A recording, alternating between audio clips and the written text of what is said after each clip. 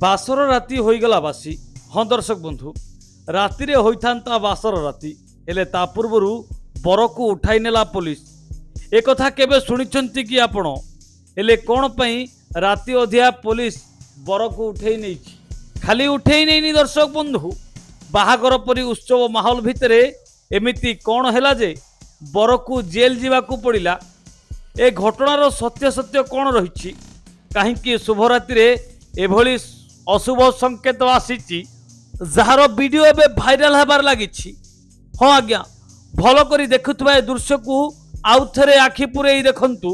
ए घटना घटिछि ढेंकानाल जिला परजंग थाना अंचल रे। गत राति थिला नवविवाहितांको चतुर्थी राति।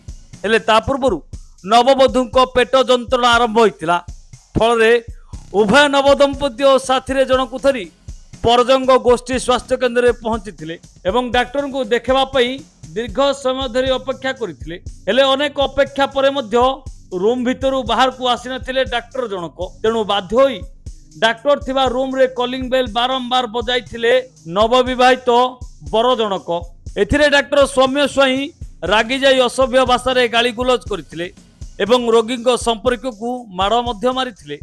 जहा फल रे एहाकू देखि न पारी यार कड़ा जवाब रे डाक्टर को प्रत्याक्रमण करथिले दोमुहाणी ग्रामर नवविवाहित बर निर्मल चंद्र परिडा, जार एक वीडियो मध्य भाइराल होउछि।